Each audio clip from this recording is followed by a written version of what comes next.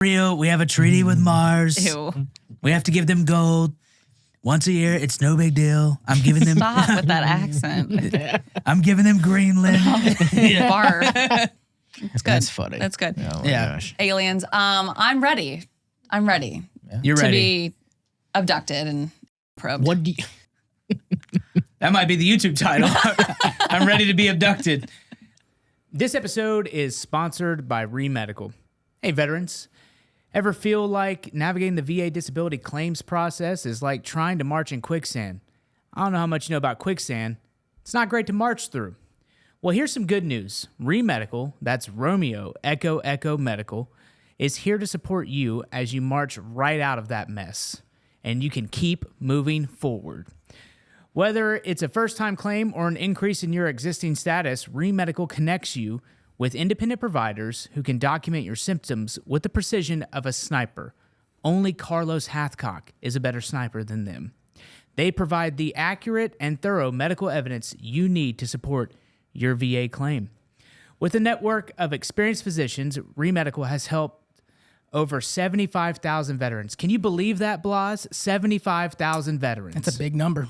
That's a big number, but we're going to blow right past it. They'll explain all your options before you even think about paying anything. No more mystery, just clarity and competence. At the After Action podcast, we're not just fans of Remedical, we're customers too. Blas, what's it like working with Remedical? Listen, Zach, I'm not going to lie. When you presented the option of going to Remedical, I was super skeptical, man. I was already done with the VA process. They threw me through the ringer, had me waiting for who knows how long. Anywhere from 6 to 12 months is what I experienced. I know there are veterans out there who have probably experienced a lot longer. When you had mentioned Remedical, like I said, I was skeptical. I gave them a call, though. Like you said, free consultation. I had nothing left to lose. I picked up the phone, gave them a call, told them exactly what I was going through and the troubles that I was experiencing. They said, no problem. Just send us over your medical records. We'll take a look at them. And if we can help you, we'll reach back out. Not even 24 hours later, I got a phone call telling me that my ratings were not sufficient to what the standard actually was, and that if I wanted to move forward, they'd be glad to help me. Almost 12 months later, I finally got my rating back from the VA, where I couldn't be more happy with the results. If you're out there and you're struggling and you're sick of running through the VA process and you're tired of getting to run around, go to Remedical. I promise you they'll help you and they'll guide you through the process with no pressure and get you the rating you deserve. I couldn't think of a better personal endorsement than that right there. I got to watch him go through the process myself, and it has been a life-changing outcome for him and his family. Don't settle for frustration or unfavorable decisions. Check out the link in the description for a free consultation and $200 off Remedical services. It's time to get what you deserve. Hey guys, Veteran with a Sign here, and I've got something game-changing to share with you. If you're a protector, a parent, or just someone who wants to be ready for whatever life throws at you, this is for you. The USCCA just dropped an unbelievable deal on self-defense training that you can't afford to miss. Here's the scoop. They've launched a new site where you can go sign up for over 1,600 in-person self-defense courses nationwide. And the kicker? They're 100% free through the end of the year. That's right, no strings attached. This is your chance to learn real-world self-defense skills from experienced instructors in your own community. Whether it's building a home protection plan, mastering situational awareness, or diving deep into the laws of self-defense, these expert-led classes are designed to give you the confidence and tools to protect yourself and your loved ones. Don't wait. Go to uscca.com/veteranwithasign right now. Find a course near you and sign up today. Opportunities like this don't come around often, and spots will fill up fast. Take action now, invest in your safety, and level up your skills. That's uscca.com/veteranwithasign to get started today. And welcome back to another episode of the After Action podcast. I am joined today by someone who I'm really excited to talk to. It's been a while. We've talked a lot online, but now we're here in person. Kerra Bennett, welcome to the show. Thank you for having me, Zach. I'm excited. I'm excited. I was telling you about all the thrifting I did in Sweden this past year. And apparently it's a good reindeer spot. I just found out. Yeah, I didn't know that till this moment. it is. It is. It was a great spot for reindeer coats. Did you know that? Did you I know the had Swedes no are moving idea. like that? No, I didn't. At first, you said you didn't know the homeless were moving like that before we got on. Well, full disclosure, as I pulled up into the parking lot, I saw her walking to the studio, and I was like, that's either a really cool homeless person and or Kerra. So I was willing to bet it was you. So It's me. Yeah, I am the drama. you are the drama? I am the drama. Well, Yeah, has it always been that way? I think so. Yeah, I'm a Gemini. It is who I am. I don't know what that stuff means. Well, most of your viewers might not either. So No, it's how can I say this lightly? It's pretty bro. 90% male. We're glad you're here. listen, if you want to get on the girl's good side, just learn a little bit about astrology. How much of it's real? How much of it's in Cosmo? Well, I mean, that's all relative, right? Astrology's been around for thousands and thousands and thousands. I mean, since we were cavemen, we've been looking to the stars, and so there's got to be some truth behind it. I'm not prepared. We've for this been charting conversation. stars and things for since the dawn of time. Yeah, Yeah, astrology's like but a how tool much in of the toolbox. You know what I mean? It's not always accurate, but like it's just a nice tool to kind of learn about yourself. But how much of it is like? All my memory of it is like, hang on, what am I? I don't even know. Oh, I'm a Libra. What does that mean? You're a Libra? Yeah. Yeah, so am I. Oh yeah. Hell yeah, brother. I feel like we're pretty balanced as a Yeah. Libra. At least that's what it says. That's I what just know that Scorpios are pretty wild. I mean, I'm a Scorpio rising, so What does that mean? your rising sign is like your mask. It's how you present yourself. It's how people see you. How do you know what your Oh, rising okay. sign is? Is that like Super You Saiyan? you would just do your birth chart, your time of your time of birth, and the day you're born and where you're born, and it kind of populates it for you. I'm about to figure this stuff out. Yeah. So you have your sun, you have your moon, and you have your rising. Your sun is like, oh yeah, you were born on this day, so this is your zodiac. It's like I'm a Gemini. Okay. Your moon rules your emotions, so I'm a Taurus. Okay. And then your rising is your mask, and that is how you are outwardly presented by people. Okay. Yeah. I'm gonna have to have you like walk me through this. I'm genuinely interested. Okay. What are Libras known? Oh, come on, dude. Not Will Smith. From the top rope. Yeah, Libras are very like celebrities, very like Diplomatic skills, they're artistic like just like flair. fun, and they're flirty, and they're just like pretty people. Yeah, I'll take it. yeah. I'll take it. Okay, what are the weaknesses? This is. Okay, I want to see that. Show me the weaknesses. We can't please. Oh man, this falls right in line with your home life, I'm sure. Can't please everyone. Yeah, But I'll die on the hill trying to do it. I love that. Wow. And I was getting ready to throw it out. Just like initially, like there's nothing to this, and it's already got me locked in. That's what I'm saying. I think there's some truth to it. Again, it's just a tool in the tool, but it's not going to be completely accurate, right? Because we're humans and we're all different. Experiences. We're raised differently. We had different experiences, but yeah, I think it's just like a tool in the toolbox. That's all. Yeah, I'd be curious to know how much of like your personal experience and stuff like that affects, what your sign was initially Yeah. before you were corrupt. Well, corrupted also by society. it's a little bit off though too, because there's 13 zodiacs and there's only 12 months, but originally there were 13 months. But What?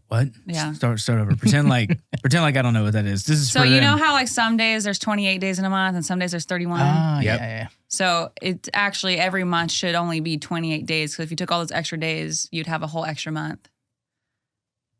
Did you know this? I didn't know that. I didn't know this either. What was the extra month? What was it called? We don't know. I mean, I don't know. I'm sure there's that information's out there. You could probably look that up. The extra month? Yeah, there's 13 zodiac signs in only 12 months, but there's a missing month. Internal fixed calendar. Are there really 13 months in a year? Let me see. I think it was like the original.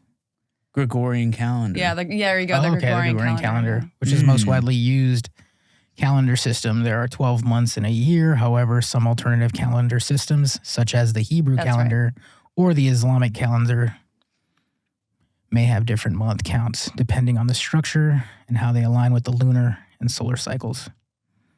Mm-hmm.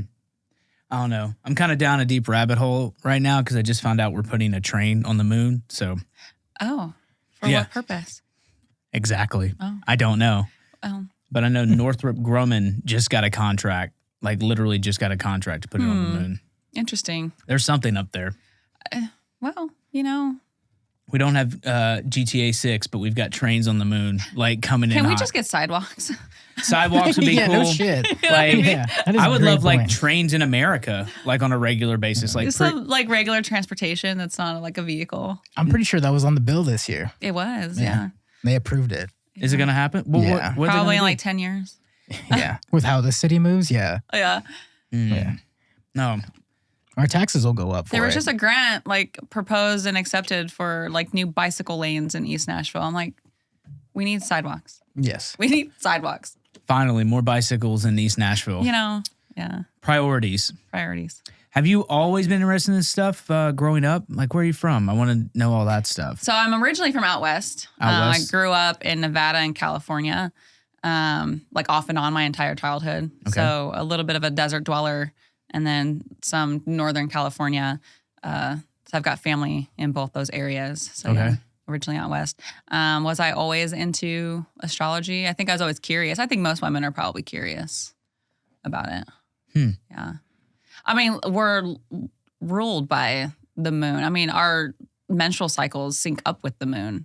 That's What's real? that? That's Is real. that real? What's the Every what's the 28 days. ring? The ring that's out there, the aura ring. The aura ring. Yeah. Yeah, That's okay. real? It's real. I know the moon has something to do with the ocean. I didn't know that. Yeah. Okay. So if the moon don't know controls the anything. ocean tides and it pulls it, there's a frequency there. Women sync up with the lunar cycle. That's why we call it moon blood or like the moon cycle every 28 days. I'm genuinely the Which is why dumbest there should person. only be 28 days in a month. Did you remember I was telling you this the other day about little how the Earth's frequency is currently off of our frequency, which is causing confusion, which is causing like indecisiveness and Yes, I do remember having this conversation with you. it's the Is this because the collider that CERN made? what is it This is very conspiratorial. I didn't mean for this to happen. the skew-human renaissance? I don't know how to pronounce that word. Is it? That's not Renaissance. That's it's a resonance. resonance. Sorry. Resonance, yeah. Yeah. Have you heard about the CERN collider thing? Mm-mm. It's kind of like the thing that created the effect. Berenstein Bears, Oh, the Mandela effect. Mandela effect. Have you heard of this? Yeah. Yeah, I didn't know about this. I got to get off of TikTok. Here's what it is. I've got to get off the internet. So I was just like looking up stuff, and I found out about the lunar train, and I was like, why are we up there? Why do we need trains? We don't need trains. We don't need trains up there, but that's to move something. The purpose Right. of that would be to move something. What's Right. up there? Apparently, it's full of minerals, and then I can see a world where we just like core the moon inside out, Well, which would affect everything else. it would. Yeah, So- absolutely. But hey, Northrop Grumman doesn't show up for no reason. Yeah, no You kidding. know, there must be space oil up there too. Is what I've decided. Space oil. So you're growing up West Coast, Yeah. West interested in Coast. everything, Always. and then you're like, I want to join the military. What made you want to do that? So I always knew I wanted to join the military, but I wanted to join the Air Force. You're smart enough for it. I wasn't. That's not I true. wasn't. I wasn't. ASVAB scores. Yeah, no, my ASVAB score was terrible. What, like 100? I was low. Yeah. It was like 90 something, I think. What? That's high. I was like 98. you So only need a 50 to get in bad. the Air Force. It was bad. I don't know. I can't. All I know is that it wasn't enough to like get into the Air Force. No. That's not true. 50 is the number. 50? 50 is the number. They're taking people at 30 now. Or No maybe it was less. way. I know it was less than what it was supposed to be. So maybe I'm giving myself credit. Hey, It was whatever it was too low to go into the Air Force. Okay. see, but that you obviously were smart enough to get into MI. Yes. But Maybe No. your recruiter lied to you. He's like, "Oh no, you need this number." well, I don't listen, this was a long time ago. I was Yeah. 17 when I joined the Army. Really? Yeah, I was Your parents 17. had to sign off on it? They did, but I graduated high school in 3 years. So I know it doesn't make any sense, right? Like, I'm a really bad test taker. That makes That's- sense. That's what it is. I'm a is bad test taker too. I like dork it up. I forget things. I have really bad ADHD, which I didn't find out until only a couple years ago. So Mm-hmm. a lot of things made sense after I was diagnosed. But I'm a terrible test taker. So So I didn't score high enough for the Air Force. I wanted to be a pilot. That didn't happen. And at the time, my high school sweetheart was already in the Army. He was an Army Ranger. And right. And he was 2 years older than me. So he was already he was already in. And so it kind of just followed suit, I guess. I was like, if I can't get in the Air Force, then I'll just join the Army. So that's what happened. And you just chose your like military intelligence right away. No. So military intelligence isn't something you can just sign up into off the bat. You have to submit an application and get approved. Really? Or and invited to go to Fort Huachuca and go through the schoolhouse. Where's Fort Huachuca? Arizona. Okay. Yep.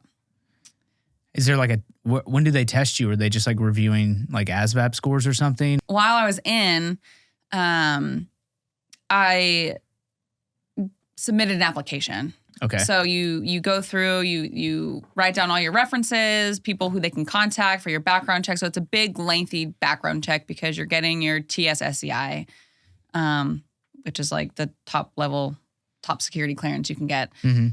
So the process takes several months and you don't hear anything. You're like a waiting duck, waiting to hear back. And I was actually on the verge of ETSing. And then right before I decided, or like I was going to go forward with it instead of re-enlisting, I got my application and it got an acceptance letter.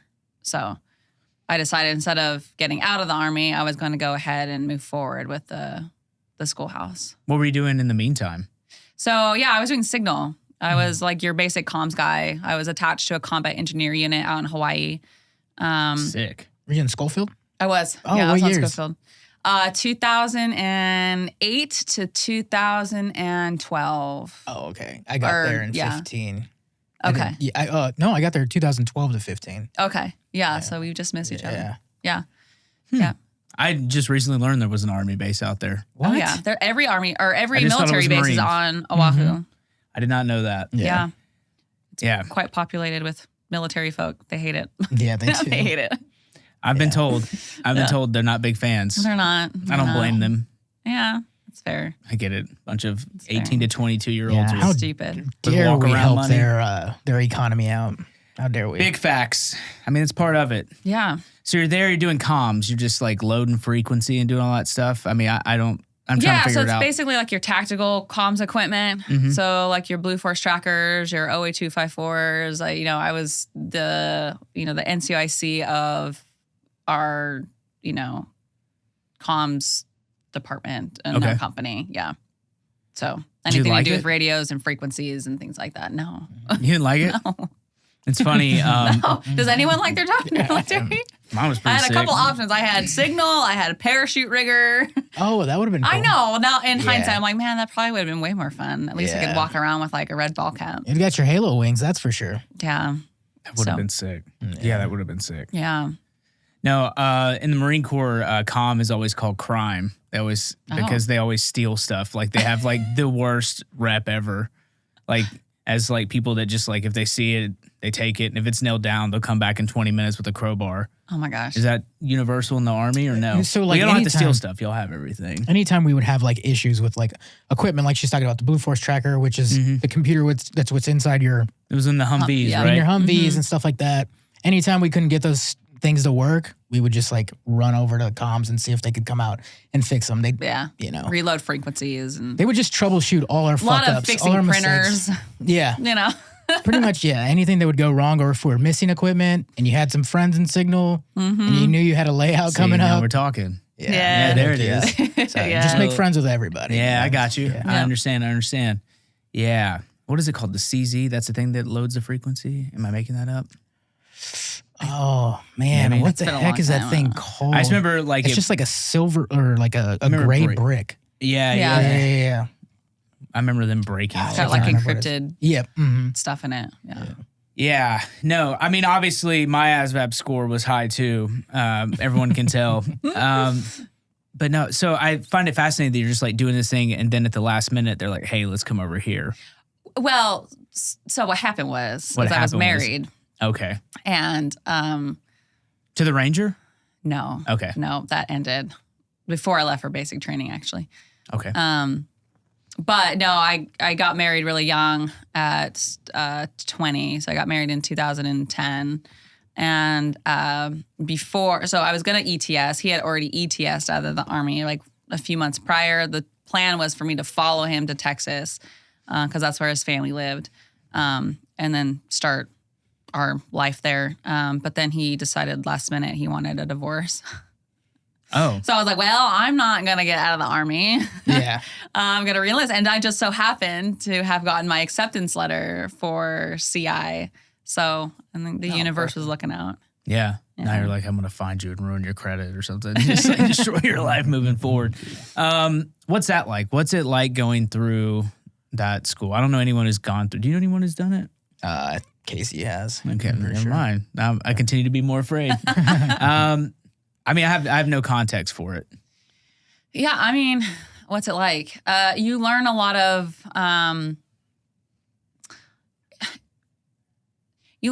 like just human behavior type stuff. So you're learning how to run sources. Yeah, You right. know. Build assets, You're like right. create assets, and then how to Right, use exactly. them, right? Create Yeah, assets, run sources, run surveillance on people, learning, the laws and the different things that you can and cannot do. The laws, yeah. Right, the laws. Yeah. A lot of skill building, like, the art of elicitation was Elicitation. elicitation. Do you know what elicitation is? No. I do, but for everyone else who doesn't. You do. Elicitation is just the art of being able to extract a piece of information from someone without them knowing what it is. Gotcha. Yeah. Did you just did it? I think you were able to extract it. I didn't know what that word was. Well, I just asked you.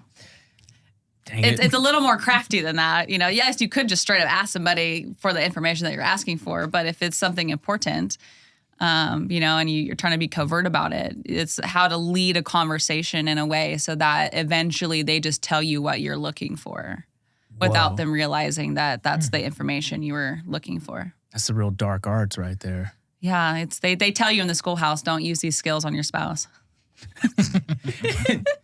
I wonder what the success rate of that is. Yeah, it was a good time. Yeah, it was a good time. Running surveillance was fun. That was a fun section to run through. You get to wear little like disguises and You get access to follow people. You learn about a lot of open source stuff too. I'm sure, right? Mm-hmm, Yeah, for sure. Which and is open cool. source back then was way different than what it is now. Yeah, I'm sure. It's way more open now. You can get way more information on people now. It was a lot harder back in 2012, 2013. Okay. So social media has come a long ways since then. Yeah, it's probably a lot easier, right? Oh yeah, Yeah. so easy. Especially with like an iPhone, like this thing will tell you so much. You get somebody's phone, and just off of their IP address, I mean, you can find out where they live, like all that stuff. Yeah. And there's open source stuff that we have access to right now that can help you identify all that stuff. Mm-hmm. I'm going to clear my browser history as soon as I leave. It's not here. going to matter. Nah, not gonna matter. It's not going to matter? No, even Incognito mode's not a real thing? nobody's ever. You're never alone. I know I'm gathering that between you, the scary spy, and my friend, the cop. I'm so uncomfortable. You both like me, right? No. How long is all of this, though, that whole pipeline from start to finish, just the training? I'm sure it's broken up and there's like schedules. Yeah, I think if I remember correctly, it was somewhere between like 4 and 6 months. Okay. Yeah. And then you just go like out in the field, or you get attached So to then a you're on unit? probation. So you're now officially a badged special agent, but you're on probation. So you have to basically complete a checklist of things before you're off of probation, and then you can go and be on your own type of thing. But I graduated and then was sent to the 101st out in Fort Campbell here. Let's go. Nice. And then immediately shipped out to Afghanistan. Okay. Yeah. So when they assign you, just get assigned to like a battalion, or y'all call them regiments. There's like yours attached to this regiment. So I was attached to basically like the jock. So like going down range, like we were like the battalion, brigade, whatever. I can't even remember what it was. We were like way up there. It was part of the security section. But they sent me down to oh my God, why am I drawing a blank? The thing in Louisiana. Fob, a cop, or what are you talking No, about? I was on a fob. I was in Bagram, but Okay. I was with a field team. Gotcha. That's what I'm trying to say.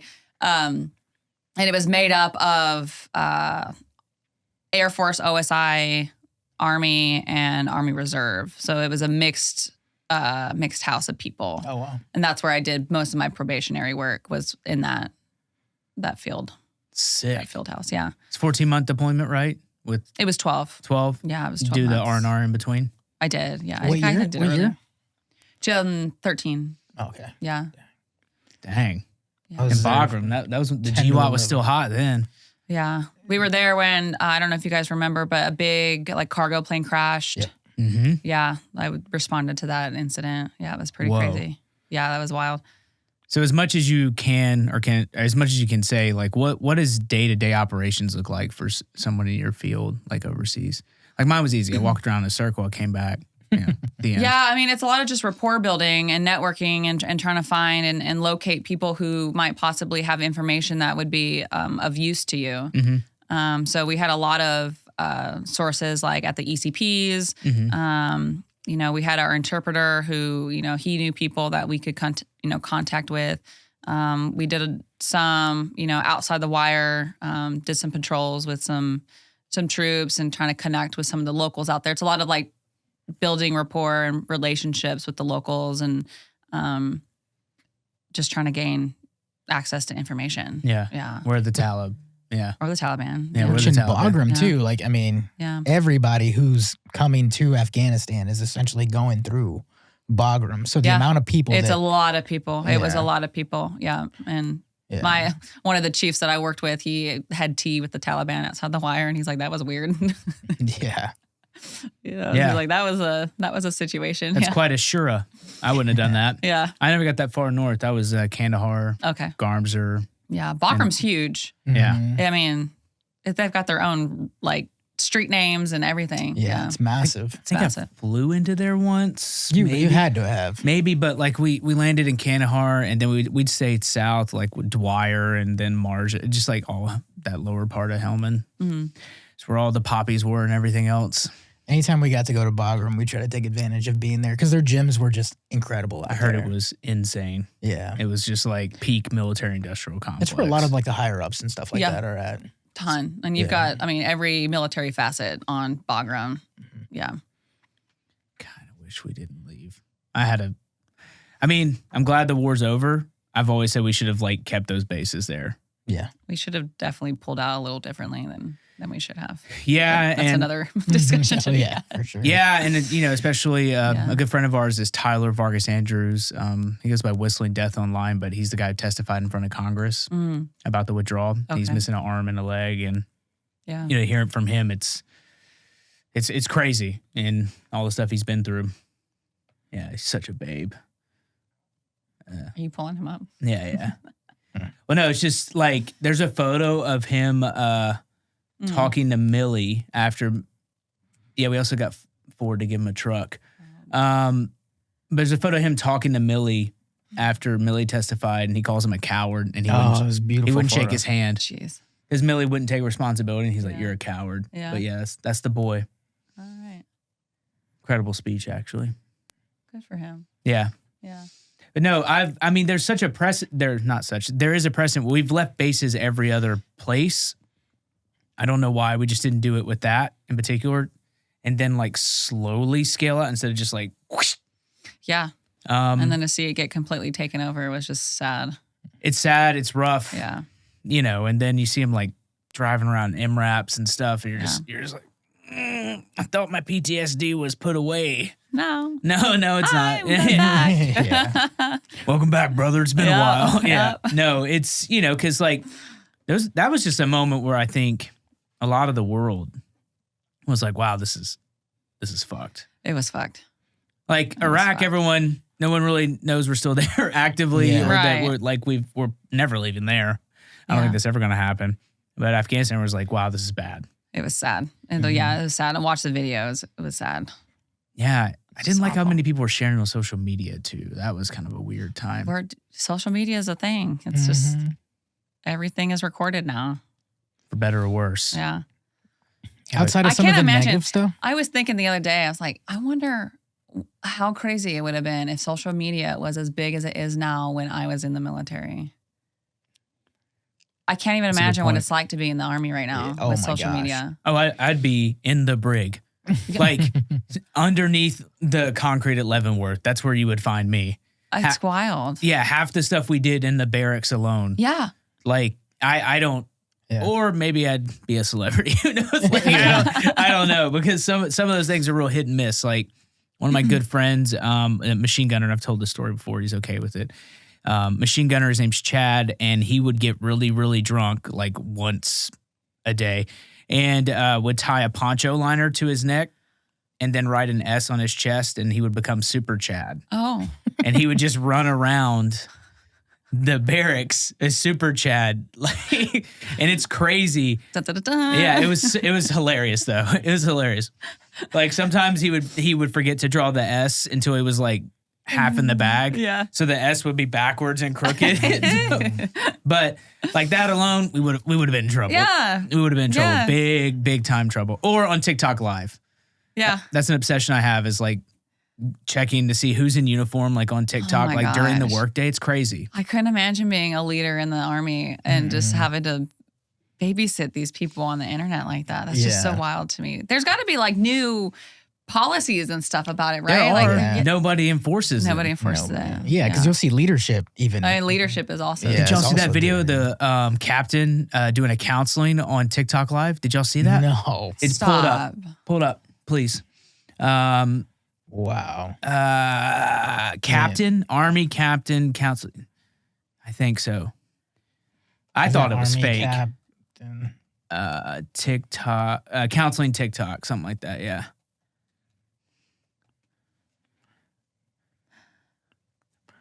Where at? Keep going. Getting counseled. TikTok. Keep going. It's the top row. Go up. I can't see the. Oh, it's person. like Oh. center. Yeah, dead center. Left. Boom. Right here? Yep. Wow, no freaking way. I think this is the exact video, but no, well, I don't like, there's multiple categories. No, that's not it. She did it live. She did it live. And I know it was live because Nora talked about Did you it. get roasted for it? I thought it was staged. Like, you know how you see like those engagement farms where Yeah. there'll be like, I did one where a guy was eating a chicken on an airplane. It's a fake airplane. He has hair longer than you, and he's like, I just got back from the war. The amount of people that believe that was jarring. But like, it's obviously fake. Yeah. I thought it was one of those. Yeah, this is it right here.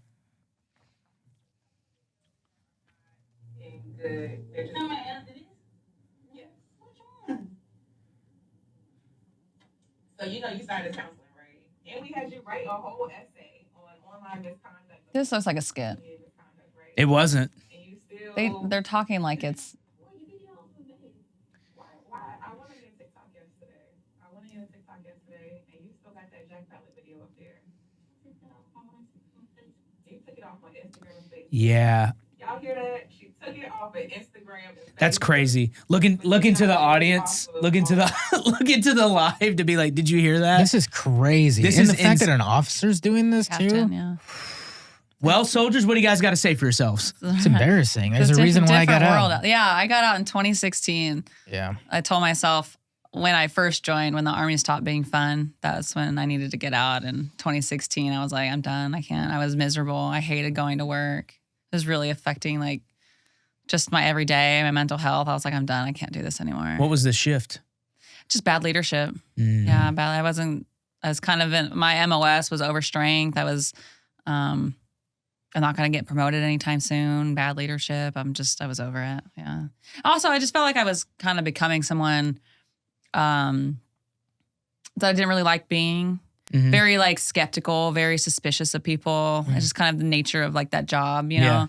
Especially after coming home from Afghanistan, I was like, what is everyone's motive? You know, and I didn't want to live like that. And Yeah, so I mean, it you were was- consumed by it while you were there, Yeah. right? Just like analyzing behavior, analyzing, Yeah, you know, exactly. information that you're given, and to separate yourself from that, from coming it's home. hard. Yeah. Yeah, it's And you're difficult. behind the scenes. Yeah. Yeah, you're like really starting to learn like everything. I don't know how that doesn't consume you. Yeah. My heart always goes out to people do stuff like that. Cops, the same thing. Like you see the worst side of humanity every day. It's hard not to let it stain your soul.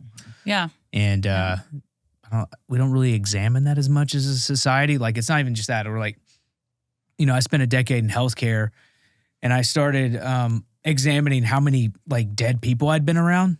It's way higher than like normal people. Yeah. Not even normal, just the majority of people. Yeah. Like just the amount of death I saw on a regular basis, I was like, this is not great. Because, working in facilities and doing all that stuff, then you had the military on top of it. I was like, Yeah. It takes a toll on you. I'm kind of moody, you know? Yeah. Yeah. But we don't, excuse me, we don't ever really think about those things until it's too late, which is sad because, what is it? I guess it's a sign of empathy. Being normal, I hope, that you're like different. I think it'd be really weird if like, how you always hear people like so-and-so came home from the war and they were fine. Yeah. Like there's nothing different about them. Like you need to talk to that guy, that gal. They're definitely not great. And if they are, they're a serial killer. If they're like, no, it's fine. Things blew up. Things are bad. No, No, that's someone who's bottling some things up for sure. Yeah. Yeah. Yeah. You don't want that. No. And that's kind of, I came home and I was just miserable. I just was like, I need to get out. What'd you do to like kind of deal with like all of that though? Like I'm sure you had an outlet at some point, maybe a few outlets, somebody you talked to, maybe working out. I mean, It was a lot of exercise. Yeah. Yeah. Physical fitness for sure is really what's held me together for, most of my adult life. Yeah. Preach.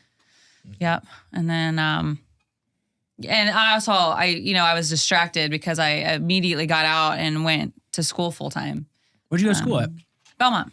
Really? Yep. Belmont University. I almost went to Belmont. I love Belmont. It was a coin toss between there and Lipscomb. And at the Okay. time when I went there in 2014, they were waiting to get final approval for the Yellow Ribbon program. Okay. Yeah. And so if 6 months later I would have been there, like Linda Mullins, I think's her name, was the rep. She's so cool. Cool. It was awesome. I loved going to college. It was sick as an adult. I highly recommend it, especially as a veteran at like a Christian school. I did feel very old. You And I felt wasn't old? old, I was like 26, but I was old compared to like everyone in my classes. And I just remember thinking that everyone was so smart and I felt so dumb because I felt like, I don't know, I like missed out on something. I don't know. It was so, Really? yeah. But also I didn't realize that I had this neurodivergent thing going on. So school was really hard for me. And also, now I'm doing science. And I remember calling up my dad multiple times, just sobbing, wondering why I'm so dumb. I'm like, why did I choose science? Like, I can't focus. I don't get it. Like, what is the problem? Gosh, if I had known that, I would have been able to probably got actual help and focus better and maybe test better. I don't know. Yeah. So it was hard for you? It's hard. Really? I enjoyed it. I enjoyed going to school. I enjoyed what I was doing. So I have my bachelor's degree in environmental science. You got it from Belmont. From Belmont, Okay. yeah. And they have a great science department. It's all, small classes, very intimate. You really get to learn who your professors are on like a more personal level. So they understand who you are. They understand your personality and the struggles that are going on in your life. And so that it was very helpful. So that I could, my professors understood like, hey, let's figure out what's going on. Like, why can't you, do so great in class, but then when you test, it's just like, you don't know anything. I'm like, I don't know. Yeah. I don't know. That's awesome. It's just like that. is it the anxiety, you think? Or is I just, it's probably a little bit anxiety. It's probably a lot of, the way you study as someone who's neurodivergent or has ADHD has to be different than a I'm normal. sure, but I yeah. didn't know any better. I just thought that I just wasn't good at studying, or I just had a hard time retaining information. And that's just not the case. I just wasn't studying correctly. I wasn't studying the way that was helpful for my type of brain. And I didn't find out about that until many years later. Yeah. After school? After school, yeah. Wow. I was going through therapy. That's got to be a struggle, especially finding out way after. It's one thing if you could find out During. maybe that first year, then the next 3 years. You're like, I didn't even got know it. how to get like tested for anything. I was like, something is wrong. Like I just know wasn't I'm matching smart. up. Yeah, I was like, nothing is working. Like I'm doing these little like, okay, study for 15 minutes and then take a break type of thing. Like, things that normal people do, but it was just, nothing was working.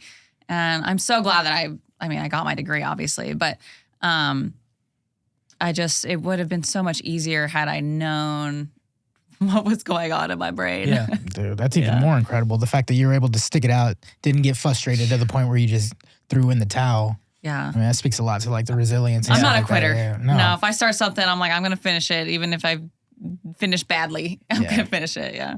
Yeah, you're definitely not a quitter. I mean, No. to have to go through all that stuff in school, like how long was it after you got off active duty to school? I was still on a month of leave when I started school. I Y'all didn't call have any. Like terminal? Is that what y'all call it? Terminal leave, yeah. That's wild. Yeah. Did you take a break? Me? Yeah. I took 2 weeks off, but I had 90 days of terminal. I didn't do anything for 2 weeks, and I was like major that's pain fair. where he's like looking up at the ceiling. He's like, I see. That's where I feel like people go wrong sometimes when they're transitioning. Yeah. One, they don't know what they're gonna do, and then two, like they just take too long to start Too the long. next thing. Yeah. If you take too long to think about it, then Yeah. you're going to overthink. And then, you just got to make a decision and go for it. Yep. it was rough moving here. Couldn't get a job. It was gnarly.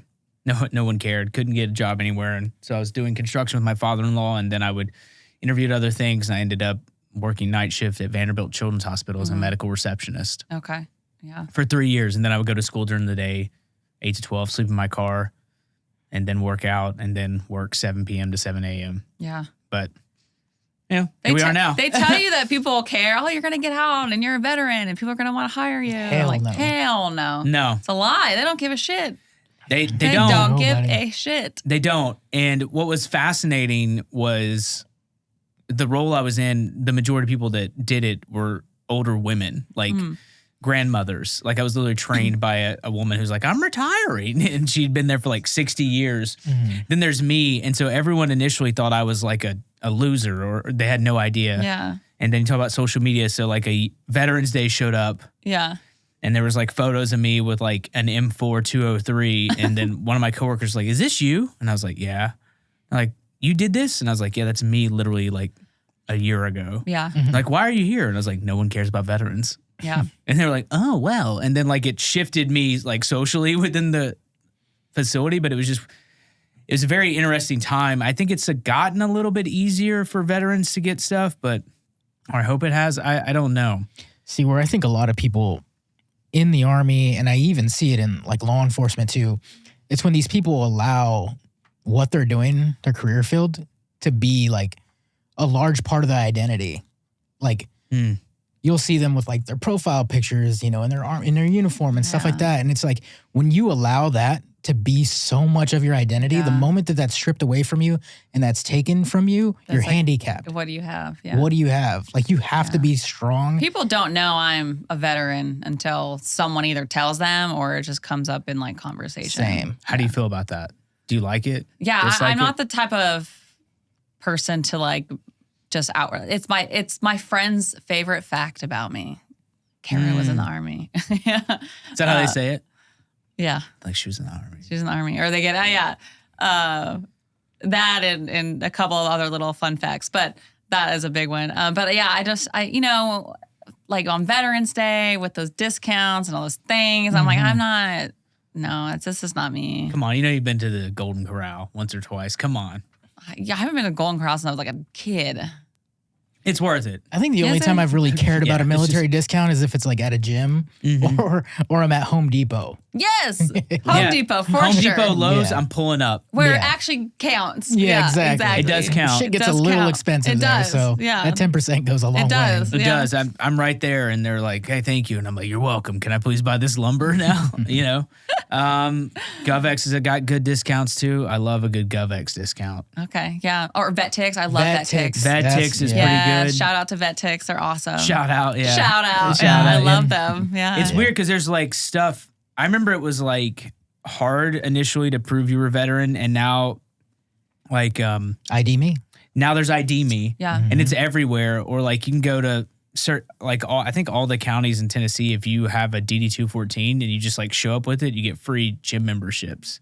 It's like the rec center. It's like the local rec centers and stuff. There's a list online that are like approved for that. Yeah. type of thing. Which is sick, but I remember it was like really hard, and now it's just when you hear like civilians say DD 214, you're like, where'd you learn that? Yeah, Like, she learned that. how'd you come across this knowledge? That's not This regular. nugget of information. Yeah, because it's, I don't know, it feels like it pulls me back into like a different life that I kind of remember. Yeah, it is a lifetime ago. It is. It was a really weird realization when recently, I think it was last year, I realized that I have been out of the military as long as I have been in. And I was like, where did the freaking time go? Yeah. Because I felt like when I was in, it was never ending. Yeah. Never ending. And now it just went by so fast. I'm like, I was just 26 the other day. Yeah. You know what I mean? Yeah, It's yeah, like, where did the time Yeah, go? I know. Yeah. I think about like the timeline where I stayed in a lot just recently because a friend of mine stayed in, and he's a chief warrant officer now.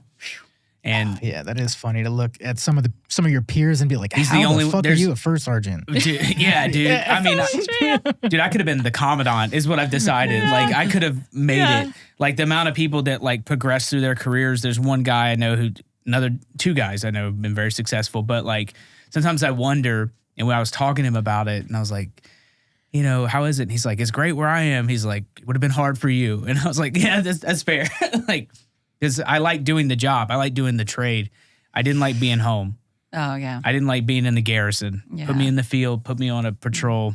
Yeah. But eventually you got to do all that stuff. And I'm not upset I missed it. Yeah. And the Marine Corps really sucked for like 4 or 5 years. And I probably would have got kicked out then anyways. Well, they made all those weird tattoo rules. And every time I go into Army base, I meet guys and gals who are like, yeah, I was in the Marines, but I have all these tattoos. So I moved over here and now I'm like an E7. Damn. Yeah, it's pretty sick. Yeah, we definitely promote a lot faster. Yes, you do. Well, we have a lot of turnover.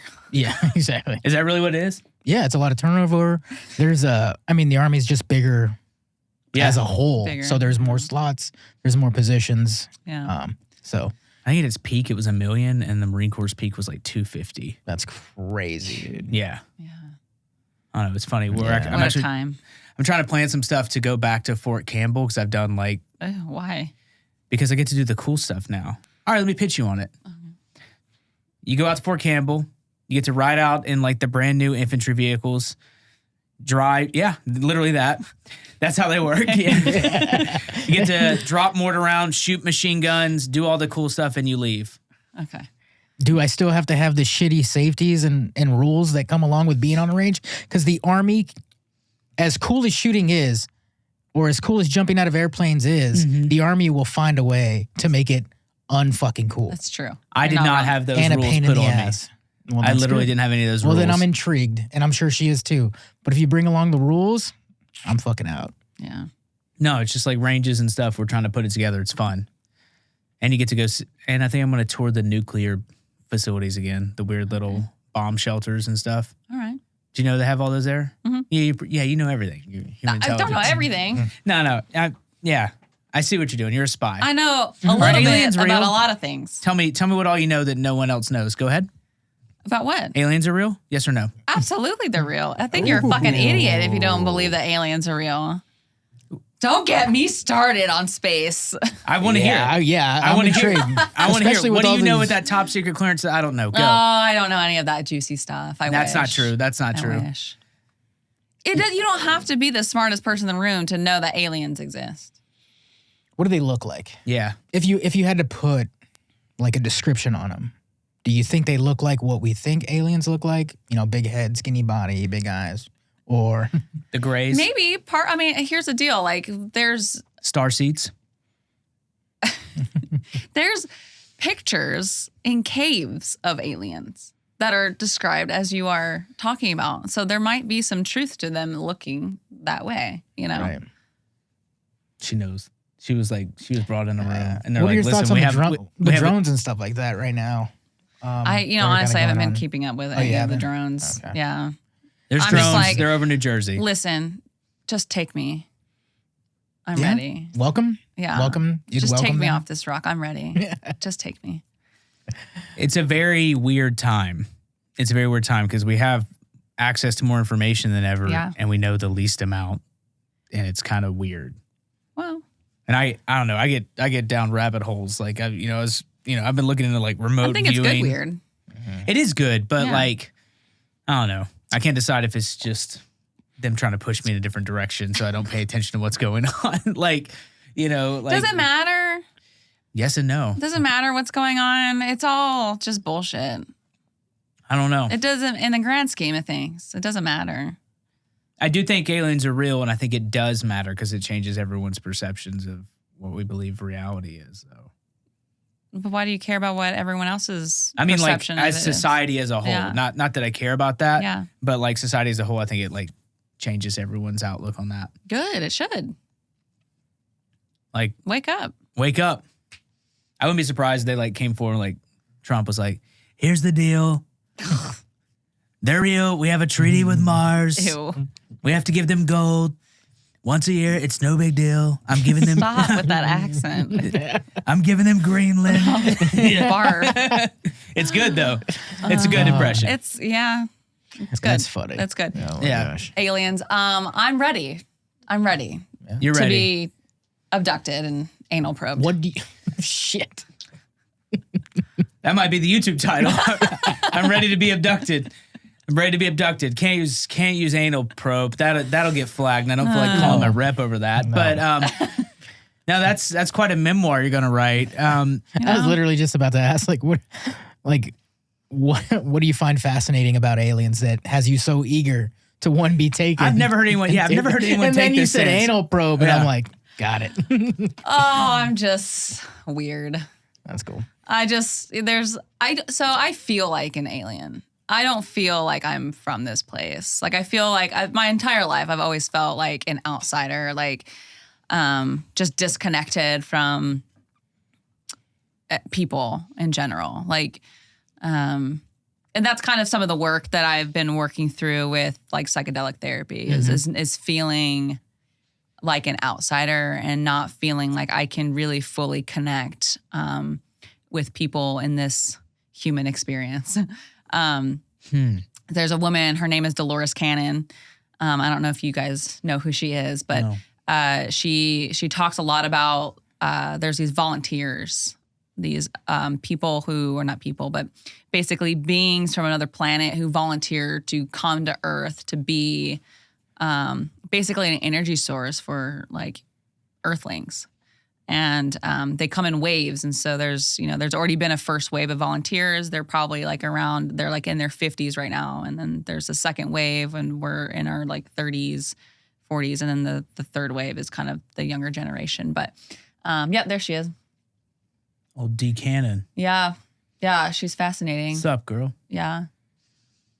Jesus, what does that say? Jesus and the Essence. I don't know. Yeah, I look up the like 3 waves of volunteers.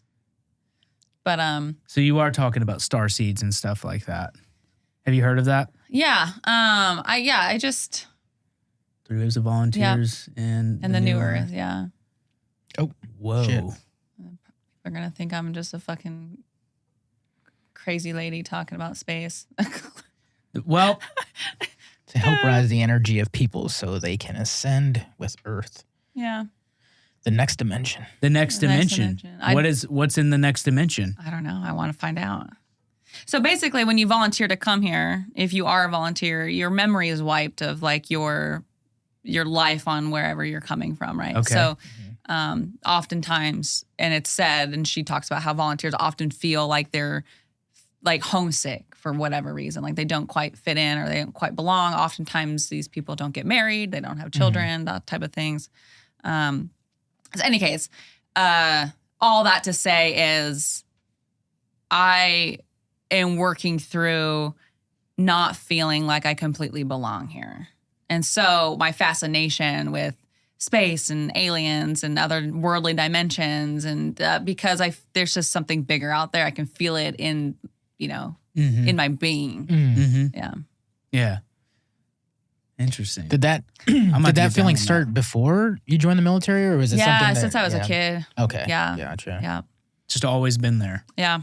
It's just Just always felt really different. offset. Mm-hmm. Yeah. Interesting. I'm not like anybody in my family. I don't look like anybody in my family. I don't have any personality traits of anyone. So it's just, I feel very disconnected. Wow. Whoa. Yeah. How big is your friend circle? Is that something that's rather I've got a big? really great support Oh, group. cool. Yeah. Yeah. I'm very selective on my people. Mhm. Yeah. Yeah. Have you always been that way, or you just found that that's what's happened? No, I've naturally? always been pretty selective. Yeah. I've never been that person who was like, had a huge group of just acquaintances or friends or whatever. I wasn't like the popular kid. I was like social chameleon. I can get along with a lot of people, but my core people are very selected. Yeah. Yeah. Like, time is your most valuable asset, so I'm not, and energy too. So I'm going to be selective on who I give my time to and who I give my energy to, because you don't get that back. Mhm. Right. So I Yeah. want to make sure that people in my life are, they're meaningful and they serve me for my higher purpose. And That becomes even more true as you get older. yeah. Just way more selective. Yeah, people weed themselves out too. Yeah. Yeah, absolutely. It's for the best. Yeah. It's so You have seasons of people. Yeah, I've recently come to that. I've Yeah. tried to be a better friend, a better husband, a better father, and like more mindful of what I'm giving others and trying to like not mimic it, but reciprocate that. Because ultimately, if I'm not doing that, then I'm not investing into the relationship as well. Yeah. And it's not that I haven't done it before. I just trying to be more intentional, if that makes sense. Yeah. Like, like I want to make like every interaction like a meal and not like potato chips. Is that, am I landing the plane there? You know what I'm saying? Like Yeah, I want it to I be get- something that's like meaningful as opposed to just like, all right, like I'm not good at banter. Does that make sense? Small talk's the worst. It is I would rather terrible. sit in silence and stare at you Yeah, it's my weak. than have any kind of small talk. It's my weakness. Like it's where I swear I'm scared I'm gonna get like filmed on a flight one day because someone's like just, hey, so where are you from? But like I was recently traveling and there was these people in front of me at 6 o'clock in the morning. Okay. And their windows open because I don't know, they want to see the earth, I guess. Windows on planes shouldn't be open before noon. And like I have noise canceling headphones and I can just hear them having like a nothing conversation. Hey, where are you from? I'm from here. Blah, blah, blah. And it was so loud that I just wanted to lean over and be like, please stop. Nobody has said anything. And I can hear you over my noise canceling headphones. Yes. But I can't do it. Like I'm just not. I'm very much so like Brad Pitt in Fight Club where he's like, yeah. how's that working out for you? Like It's awful. like just we don't have to say anything, just cool. Yeah. Like one of my best friends at the gym, I've known him for like 5 years. I learned his name like a year ago. And he came up to me and helped me jumpstart my car once. Yeah. His name's Jeff Collins. Shout out Jeff Collins. Okay, He's Jeff. just a cool dude. He's like one of those old dudes. Yeah. He's like a. I think he does like. He's just one of those dudes you just give like a Construction head bro. nod to. Yeah, when what's you up? walk in, like, what's Yeah. up, dude? See Dude, you he here all gave- the time. Same time every day. He gave me a "What's up, big dog?" I had to be like, "All right, man." You know, like having one of those old like roofer construction guys be like, "Hey, what's up? Looking big. Thanks, brother. Hey, Yeah. I appreciate you." Tell my wife. But like, because I was explaining this to my wife, she's like, "You probably just talk to people who go to the gym." I was like, "No." No. I was like, maybe like the head trainer or people I know, but outside of that, this is me.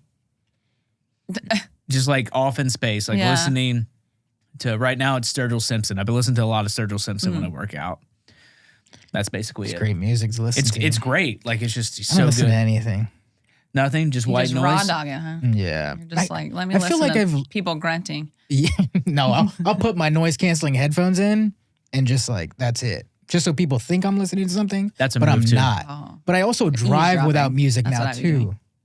Like I just Okay, listen, I Well. do that too, but that's when I need silence. yeah. Like I get overstimulated, and so sometimes I just need to sit in my car with nothing on and just drive. Yep. And I do a lot of my big thinking in my car. Yes, Yeah, when I drive. Yeah, I've absolutely. literally come up with like my best ideas when I'm just, Yeah, whoa, that's. yeah. I'm just like Yeah. screaming at my phone. No. And I'm just like trying to like get a note Yeah. in there and it never works. And then I have to piece it back together. There's something that really invites the creative is that piece. Mm-hmm. Like I try to do it at least once a year and I haven't done it. Yeah. I haven't done it this year yet saltwater sensory deprivation tank. Can't recommend enough. Have you done it? I have, yeah. For I me, love I it. feel like I just can't seem to find dead silence. And that's all I want is like dead silence. Yeah. Would And you I go in can't that find it. room? Have you heard the silent room? People go crazy. Is that thing that Aaron Rodgers did? I have heard of that. Did he The do dark retreat? No, there's a room. Oh. It's the quietest room in the world, and no one's made it past like 5 minutes in there or something What? like that. Yeah, That's crazy. Send me there. I was going to say, yeah, you've done Naked and Afraid I have. and one other, both Naked and Afraid, right? I've They done two cast- Naked and Afraid. Yeah. Yeah. Too Naked and Afraid. Yes. Yeah. Yes. But that's not alone. That's you Naked and Afraid with No, but what I mean is like, and she kind of alluded to it earlier. It's like she doesn't like she feels like God, you just feel different. I feel like you're somebody who just continues to just go against the grain, maybe of your family or the social norms and stuff like that. Like I do a lot of wild stuff. I've lived a very interesting life. Yeah. yeah, you've done a lot of great things. So for you to Okay. say that, I'm like, oh yeah, I bet she'd do something like I that. would totally do that. Yeah. I remember, so just last year, I went to, I did a day trip by myself out to some trail out in East Tennessee and just to try to like do some thinking. My dog passed away in June, and so that's been really rough on me. So I needed some time to just kind of like go and do a little mushrooms and like be by myself and just kind of like let go. And I remember feeling so aggravated that the freaking forest was so loud. It was so loud, and I just wanted to sit there in silence. And it's like, how am I being so irritated by like the sounds of nature? I'm in the outside where you're supposed to feel serene. Yeah. But like something in me was just, there was a fire in me that I was like, I just want silence. I don't want to hear the birds. I don't want to hear the water running. I just want to be. I don't know if that makes any sense. Yeah. No, Do I you get think you'd that. be annoyed by the sound of your breath? Oh, Or I the- am. Oh shit! I can't meditate. Oh my gosh. I've had lots of conversations about this. I try to meditate and then I start focusing on my breath and then my own breath irritates me. Yeah. I've only been able to meditate like once. Oh, it's hard. It's a practice. You got to practice it. It's like anything. But so yeah, that is another thing. It's like, okay, how do I learn how to not be irritated by my own breath? Yeah. Practice time. When you find out, let me know. I will. I'm trying to be more mindful and find more peaceful moments, but when you're like I'm agitated by nature, that It's something resonates. that's a little deeper. If you're agitated by nature, there's something deeper going on there. Yeah. It's nature's fault is kind of my opinion on it. No, I understand because everything's so busy and so hectic, and you've got the black mirror, the phone that's always pinging and poking and prodding, and I have dreams sometimes. I'll wake up and there's like an EMP wave, and I'll just be like, "Oh well, got to start over. We'll figure it out. Because I'm not brave enough to be naked and afraid like you are, which I is bet you incredible. are. I bet you could do I do it. long for attention, but I bet you could do it. I don't. I can be uncomfortable. It's It's just mind over. And that's all it is. I mean, Justin will tell you the same thing. yeah. It's just mind over matter. It's just the military teaches you how to be really good at being miserable. Yeah. Oh, yeah. 100%. Well, and I watched part of. I think this is the first time. There's just like clips of you, and there's you and some guy, right? Probably my partner Matt Yeah, in Africa. and he's like they do like the survival score, like whatever, and you're just like I was in the military. This is nothing, and then he's like. My memory of it is he's like, this sucks. And you're like, it's fine. Just keep going. Like that's like mainly my memory of you the whole time is being like, dude, this isn't that hard. yeah, Isn't from that some hard? of the stuff that I was watching, you seem to be really annoyed by everything you stepped on, though. My feet. So my first episode with Naked and Afraid, it was in Africa, and within 5 minutes of us starting our trek, I stepped on a really sharp, jagged rock, and so I spent the entire time with a hole in my foot. Shit. Yeah, it was awful. And y'all are fully naked. Fully naked, no shoes, nothing. Dang. Yeah. With like producers around you, like Oh, yeah. fully clothed. You've and got a camera like up your ass and out your cooch. They're very close. Yeah. They're all up in your I was business. gonna ask you, yeah, that's got to be so weird because you're supposed to be dropped off in the middle of nowhere, right? Yeah. And you get one item. Is Yep. that correct? What would you choose? Okay, so they ask you to bring 5 items. Oh, okay, fine. Yeah, and then the producers choose what item to give you because they want to make sure that you and your partner don't bring the same thing, right? Okay. So both of you bring your own 5. Of course, you don't meet. You don't meet until you actually. so you're like on the boat, and they're like, Yeah, it depends. So like me and Matt met. We like walked up underneath a tree and met each other. But that was truly the first time we saw each other. Even though when we were at bush camp, they had us separated. He was on one side of bush camp, I was on the other. We never crossed paths. They're very, very particular about that. So that is 100% accurate. And then, so he brought 5, I brought 5, and then they chose what items were going to be in our bags when we walked up to them. what were yours? Do you remember? I don't remember what all I brought, but I know the item they chose was the machete. Sick. Yeah. Sick. Thank yeah. God. What'd he bring? Yeah, you see that thing, you're like, They chose for him his bow. Like a bow and arrow? Yeah. I would have brought it something else. He brought other things, but that's the I'm item. trying to think of that what they my 5 chose, items yeah. would be. What would they be? Machete's definitely one of them. Yeah, you definitely want some kind of knife, some kind of cutting material. I'm thinking like a life straw or something off the top of my head. No, it's got to be primitive. Oh, it's got to be primitive? Yeah, you can't have no multi-tools. You can't have like, if you're going to bring a bow, it can't be like one of those, a compound bow? yeah. It's got to be one of those old school primitive bows. So yeah, nothing fancy. It's got to be very simple. Machete's all I can think of right Machete. now. Yeah. Not like a flint to like start a fire? Can't bring that? Yeah, so depending on, Maybe. I know earlier seasons, they didn't provide that, but in later seasons, they'll provide a flint and a bowl. Oh, cool. Yeah. So they do provide that, and then the machete and then his bow was our items. How did you find out about this? Like, how They did scouted me. This they was not an adventure I was looking for. Oh, They just wow. went online? I have no idea how they found me. Well, I had just come back from Africa. So I was working with a nonprofit doing some anti-poaching work out in South Africa. Which one? Nonprofit? Yeah. VetPa. Okay, cool. Yeah. Yeah. Yep. I know about them. Yep. I was with them, and so I came back, and so maybe they found me off of VetPa, or I'm not really sure how they found me, but they originally wanted me for their dating spinoff show. They're like, oh, this girl looks single. Why not? Why not have her come? Oh, yeah, there I am. Jeez, what a footprint. Yeah. Well, there's me and Matt, diary cam. Oh, There there's he is. Justin. Where's Justin? It's to the left on an Instagram post. Oh.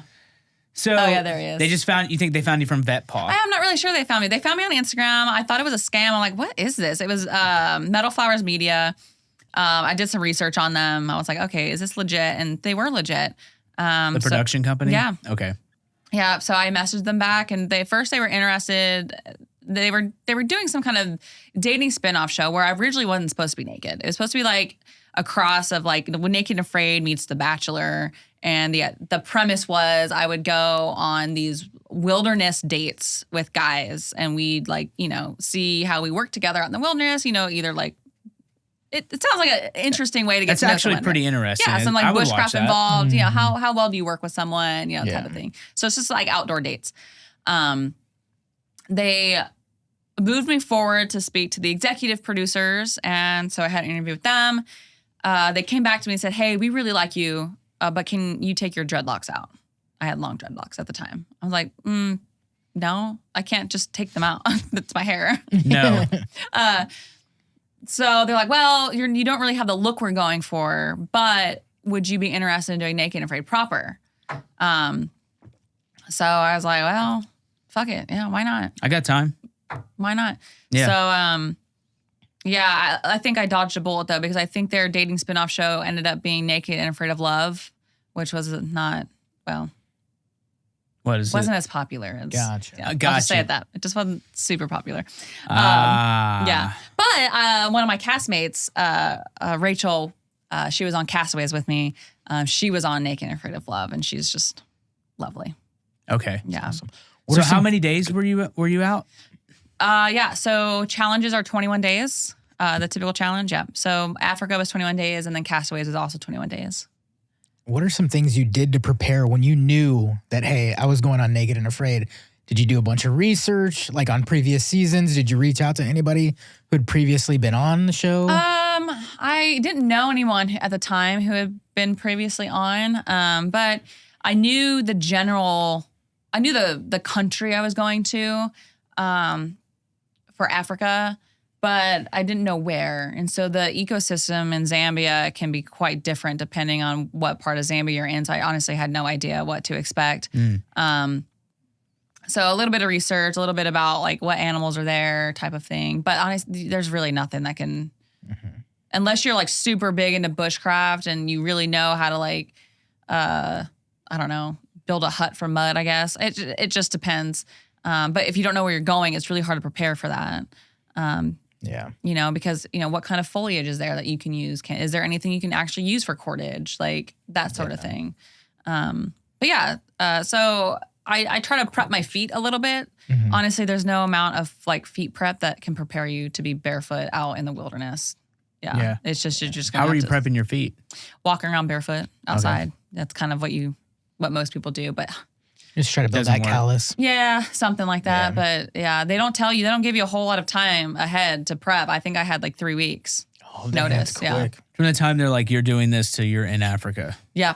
They're like, they'll let you know, hey, we want you to, you know, we're ready for you to go. We'll give you a date, blah, blah, blah. And then next thing you know, it's like, okay, can you leave on this date? It's 3 weeks away. Dang. How does work feel about that? Yeah. So at the time, for my first challenge, I actually quit my job. I was planning on leaving it. I was a zookeeper at the Nashville Zoo. I was planning on leaving that job anyways. It was kind of a pandemic job. They were hiring and needed a job, so that's what I did. And lots of cool stories there too. It's funny when people say you were a zookeeper. Yeah, it pays like shit, but yeah, it was fun. Is it a good zoo? Is the Nashville Zoo a good zoo? Yeah, it is. Yeah. I hear a I lot of good understand things people are about it, like, yeah. It's you a know- good zoo. It's a good zoo. The zookeepers there they care and they're sweet people, and good. the animals are very well taken care of. Awesome. Yeah. That's like legit to hear. In the post was it Blackfish World? The documentary they made about SeaWorld and stuff. And then everyone started looking into all these things. Yeah. It's good to hear that the Nashville Zoo No, is yeah, great. they're good. Sick. I liked working there, but it just doesn't pay well at all. Yeah. So I was planning on moving myself out anyways, and so this opportunity came up, and I was like, you know what, I'm gonna do this. Time to get naked and afraid. Time to get naked. Yep. Never afraid. Never afraid. Never afraid. Understood. I'm afraid right now. Break. Clear the net. Attention all posts. Stand by to copy. Now that I've got your attention, I just want to take a moment to say thank you so much for watching this episode. If you want to help us continue to grow, it's really simple. There's a few things you can do. You can like, comment, subscribe wherever you are. If you're on YouTube, Spotify, or Apple Podcasts, drop a rating and review. Every bit helps to make sure that we can keep doing the After Action podcast and get these stories out there. If you're looking for other ways to support the channel, go to veteranwithasign.com. We got shirts, we got merch, we got stickers, we got more. We even got a bunch of ways for you to save in the affiliate section. Check it out. Now let's get back to the episode. So it's 21 days. You did 21 it start to finish. Yep. What's the hardest part? I know it sounds kind of obvious, but like if you were like to condense it, like Well, it depends, right? So in Africa, the hardest part for me was the nights. Because it got really cold, really, really cold at nighttime there.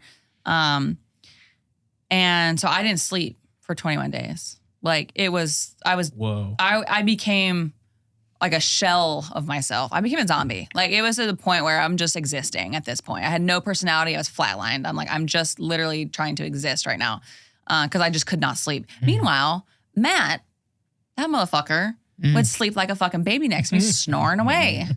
I'm like, you. The Army didn't teach you that? Oh my sleep God. wherever? Well, you know, Sleep the under thing any is, like, it put conditions? us in such a shit location. Yeah. All of the firewood that we could gather was termite infested. So it literally just like went up in flames and died. And so all night I was just trying to tend some kind of warmth. I mean, it got down to like 39, 40 degrees one night. Whoa. Yeah, it was freezing. Yeah. Yeah, bare ass naked. That's crazy. Yeah, it was freezing. And so I at one point, I think I was just basically on top of my fire. And I ended up getting, they call it toasted skin syndrome, where it looks like your skin is burned, but it's not. It's superficial. Oh, shit. And it stayed like that for like 6 months after I got back. For real? Yeah. So yeah, the night times in Africa were definitely the hardest because I just couldn't sleep. And then even during the day, I'd get some bits of sleep, but you have chores. You've got things you got to do during the day. And they're like, wake up. Hey, wake up. No, they don't bother you. They don't bother you at No. all? They're not giving you like prompts or like, No. hey, what do you think about this? None of that. It's really just the two of you. You're Yep. like, hey, I just saw a freaking rabbit Yeah. run across, you know. None of that? Nope. Dang. Wow. I would have thought it was otherwise. How accessible was food out there? None. None? It was bad. We had, I think we ate 2 small snakes. Yeah, 2 small snakes. Some marula fruit, which were fucking awful. Do you know the liqueur amarula? Yes. So that's Yeah. made from the marula fruit in Africa, and it is shit. It was also unripe. You can look. It is the most tart. It was so bad that it started to make me physically sick. I told Matt, I can't eat this anymore. It's so bad. Even to this day, if I even smell it, it'll make me throw up. Ugh. The monkeys loved it. Those fucking baboons, they love those marula fruit. Should I eat was one going to of say, them. that's Should eat one of them. It looks delicious. looks delicious. Not when yeah. it's not ripe. Yeah. Gotcha. It wasn't right. Gotcha. Yeah. Dang. So, whoa. So you're eating this. You only eat 2 snakes and a bunch of weird fruit. In 21 days, Some that's what marula you... fruit. We caught 7 little kind of like guppy fish in like a mud puddle. There's like a scene where we're like trying to like splash out fish. So they only show sort of a little bit about what. So we ate more than what they showed on the show. Gotcha. Yeah. So the 7 little tiny fish. I mean, literally they were probably like that big. You just ate a whole. Just We cooked them. We boiled yeah. them. Okay. And then I killed a scorpion, and so we ate an emperor scorpion. Yeah. Is anybody stepping in at any time and being like, hey, you can't eat that? There are some things that you're not allowed. So you get a briefing ahead of time by like a local ranger or local cool. who, you know, you have to follow the local laws there. Some animals are protected type Yeah, thing. Yeah. Interesting. Yeah. And then on Castaways. And what? So Castaways. Justin was telling me about it. It's like winners of the show. So yeah. So on Castaways, everyone had been already on Naked and Afraid, and they a couple people were on Redemption. You made it through though, right? I The full did. 21 Yeah. days. Yeah. We didn't cover that, so No, she did. Yeah. Absolutely. Crushed it. yeah. Crushed it. Crushed it. Yes, I made both. Oh yeah. I did both 21 days. Yep. But yeah, Castaway is everyone had already been on Naked and Afraid at least once, and then some people were there to redo it to try to make it all the way through. To up their survivor score. There you go. Yeah. Yeah. But the thing about Castaway is you didn't get a map, you didn't get any tools. Yeah. You had to basically figure out how to survive with like the rubbish that you found on the beach or wherever. Yeah. So that's kind of what we were doing that was the premise of Castaways. So pretend you're shipwrecked or whatever wreck. And then wrecked. You're just wrecked on an island. Yeah. How do you survive? Yeah. Yeah. I like that photo of you with the knife. With the knife. Yeah. It's sick. Ooh. Yeah. Yeah. Miss me with all of this. Oh, that pig. Just give you more PTSD than being in Afghanistan. It's probably a Only cakewalk wreckage compared to being there. Right? I mean, oh yeah, Andrew. There's Justin. There's Yeah. Justin dying. And so for this one, you don't get anything, right? You get don't get to bring Nothing. anything. You don't. Yeah, it's whatever you find on the beach you can use. Whatever you find you can use. Yeah. Now, I don't know if you can say anything about this, but are they planning stuff to get washed up on shore to kind of play into their scenarios that they hope happens? Are they crafting creating- these yeah. scenarios? So Challenges? you can use whatever you find. Mm-hmm. Gotcha. That's what. Yeah. Gotcha. If you find it, great. If you don't find it, Shit out of luck. Huh? shit out of luck. Yep. Got you. Yeah. I'm scared of Discovery. They're a big company. Don't let them come after us. Well, are you going to do any more things like this, or are you done? Are you hanging up the Naked and Afraid hat. Naked and Afraid hat? Well, I guess They not the want me hat, to come the back. satchel. They want, the bag, the burlap sack, Yeah. which, by the way,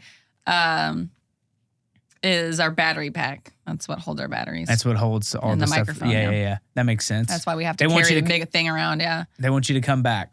They want me to come back. They want me to do a last one standing, which is a competition version of Naked and Afraid. You'll win. Yeah, it's not for me. It's just too long. It's like 60 days. I'm like, I don't want to be naked for 60 days. Yeah. Naked, sick, malnourished. Yeah. I think I would like to do some more like, TV shows that are, some series. It's a lot of fun. Yeah. Production's a lot of fun. It's always really cool experiences. I'd love to get on Netflix. That would be my goal. Do some kind of like Do game one of on those, Netflix. one of those Squid Games or something. Not yeah. that. sure the you horrible have, dating shows.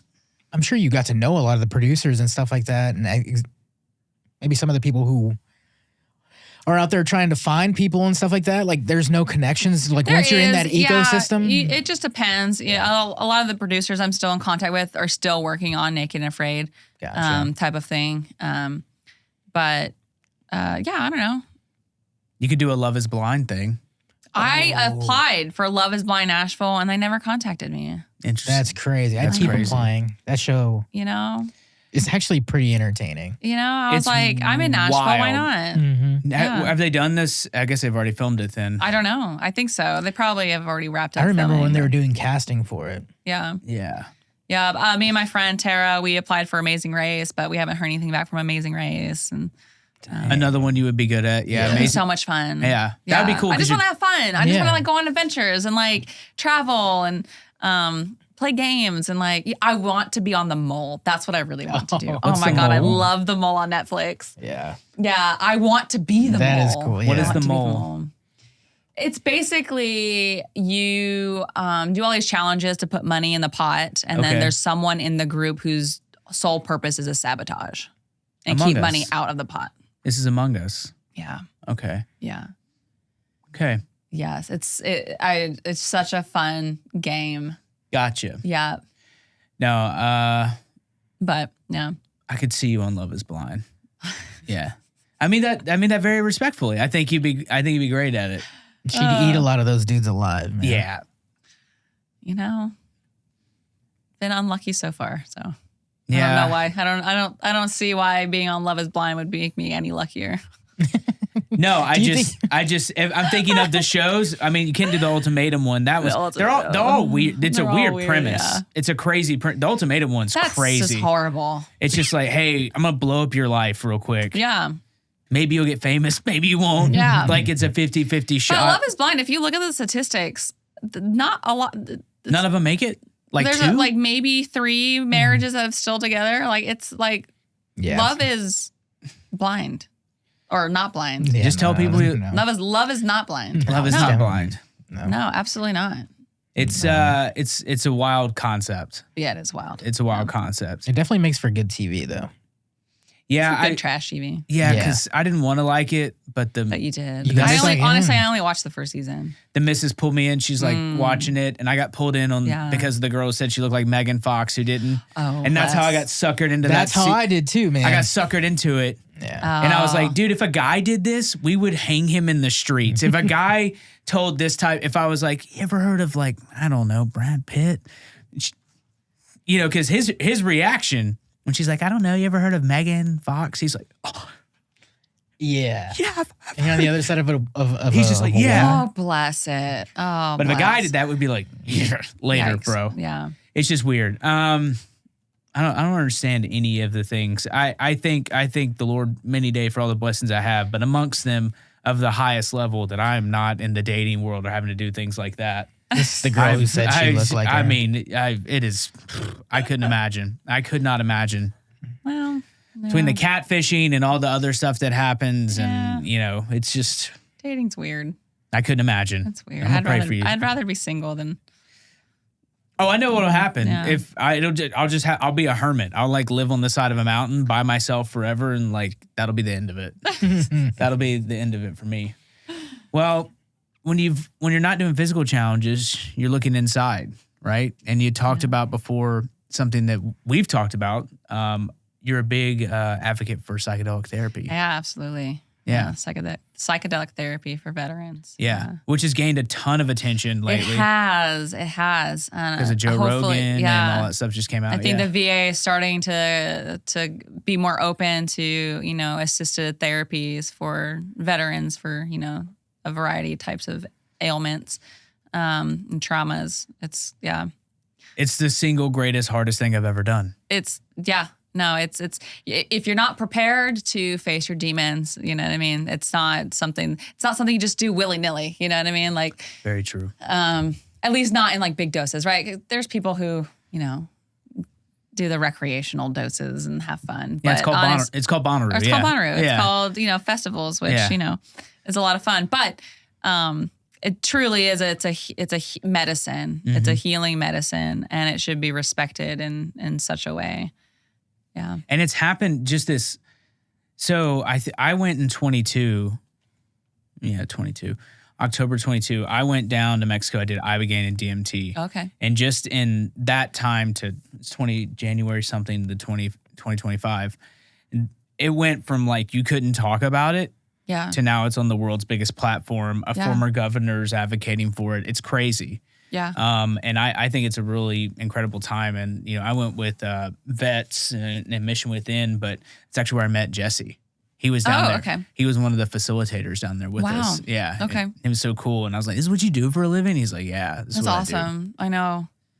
If that's what, I can't imagine. That's just your life. You're here to help veterans and just be around psychedelics and just ancient medicines. And that's got to be a pretty wild life. I do. It sounds perfect. Yeah, it's awesome. If I could do anything, I'd probably do that. Yeah. Just It's pretty profound. But you went on a journey yourself. So I've been on 2 journeys. Really? You've done- 2 big ones. Yeah, I did a psilocybin and 5-MeO DMT journey. That was my Whoa. very first one in that kind of ceremonial yeah, setting. yeah. I did that with another different organization, not with Heroic Hearts.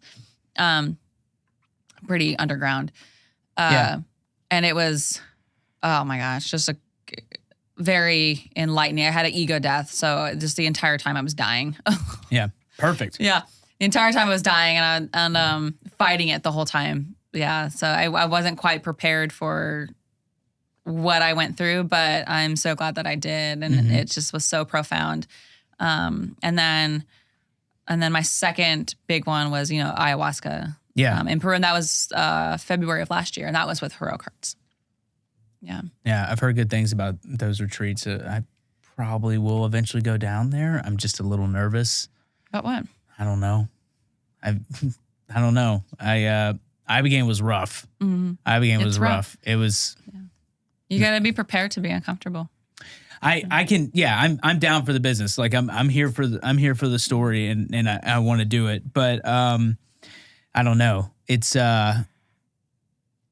tough because you're, as you know, everyone who doesn't, you're not sure what's going to happen, but you're going to get exactly what you need. Yep. The medicine gives you what you need, Yeah. not what you want. Yeah. But in the moment, you're like, I just want it to stop. Like I remember, Yeah. especially with the Ibogaine, I was like, yeah, I'm ready to stop. Like I was like, I just remember wanting to fall asleep. Does that make sense? Yeah. Like I remember like, come on, lights out. Come on, buddy. Yeah. Yeah. At some point you're like, okay, I'm ready for it to end. Yeah, I'm yeah. ready. But it's like the medicine will end when it feels you're ready to the end. Yeah, exactly. And it is so exciting. Maybe it is the right word. It's exciting to see how mainstream it is now. Yeah. Without it being look as like nonsensical. Yeah. Because not long, I mean, like when I told people I was going to do it, they're like, don't do this. You have no idea what will Yeah. happen. It was like hidden. You couldn't talk about it. What Yeah. I really love is how more men are becoming open-minded to like the healing process. Mm-hmm. It's really easy for women to get on board with, healing and spirituality and things like that. But when you see a group of men come together and be vulnerable with each other. Yeah. That is just absolutely something really beautiful to witness. I get emotional talking about it because, you know, I'm getting emotional thinking about it. No, it's such an emotional experience. I was, you know, in Peru last year, and the majority of the people in my group were, you know, combat vets, operators, you know, men who have been through some shit. Mm-hmm. And, you know, a few of them, this was their last ditch effort. Like they had seriously considered and had attempted, you know, suicide. And this was like their last chance to really kind of like get help. And so we're, you know, they kind of at the very end of your trip there, you're in a circle and you're kind of all discussing. You don't have to share if you don't want to, but they obviously hope that you do. And yeah, I was the last one to like say anything, and I just wanted to sit there and listen to everyone just talk about their experience, and just to see the transformation of these incredible men who have just been through like so much, and see them just be vulnerable with each other and just and like cry and like just let that guard down. Because I know that's really hard for men to do. It's so easy for women to be vulnerable with each other, but to see men be vulnerable together, it was just really beautiful. Yeah, and to see the transformation. Yeah, I cry all the time now. I've never cried before, but like, I remember I came back and I was like watching Moana with my daughters, and I was like, the whole movie is about her trying to prove herself to her dad, and I'm just like holding them. I was like, I'll bend the world to make you girls feel safe. And like, for me, it was, you know, prior to all this stuff, I used to work with nonprofits. So a big thing I used to do was like I would kind of audit partners and programs that we would. And I'd done like retreats, I'd done hyperbaric oxygen therapy, blah, blah, blah, blah, blah. And like my goal was like, I don't think it'll make me 100% better, but what if I got 10 to 15 off of each little thing? And I was chasing it, at the same time when everything was happening with Veteran with a Sign, and I was getting like all that stuff going, I could feel like chaos. Just like, come on, Zach, like, come on, let's blow it up. Like, you know, things are going good. Let's start over. And I could feel myself falling back on these habits. And, you know, all this, my problem was I got out and I had 2 weeks and I had to earn. I had to go to school. I had to do all these things. And so all the stuff that I've carried for all these years, I've just carried it with me. And like, it would kind of show up every year or so, every few years. And then I would have a problem. But, you know, I was worried I'd go down there and like my brain would break, or I don't know. Because there wasn't, I would like research it and try to find people, or, you know, I didn't know about Jesse or like any of these things. And so when I came out the other side, I was just like, oh, this is how I'm supposed to be. Yeah. You're supposed to be able to feel stuff, you know, because all the things that made me good at my job made me a bad person or not a bad person.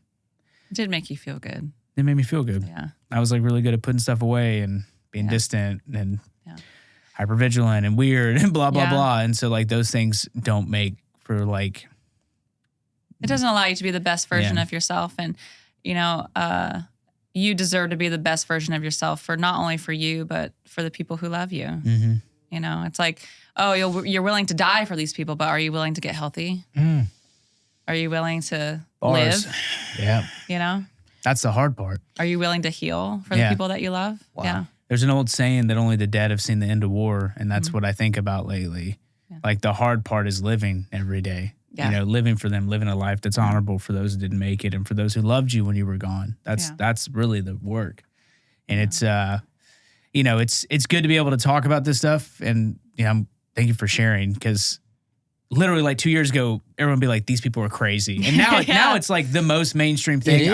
I'm a little agitated by it because my fear is that if too much is shared, it gets kind of diluted, right? Because people take it, like I saw a guy like selling a shirt being like vibing with psilocybin or something like that. And I was like, I understand. There is like I don't like, it's a new vet bro is what it is. It's a psychedelic bro. Yeah. There is, you know, but that's like with everything though. When something becomes mainstream, you want to try to, you know, monetize off of it. But the people who are intentional, you know, they can see through that, and, you know, Yeah. Let people do what they do. It's, just let them. That's all you can do. I'm working on it. Did you come across that Netflix documentary, Aaron Rodgers? I watched part of it and then I fell asleep. Yeah. But I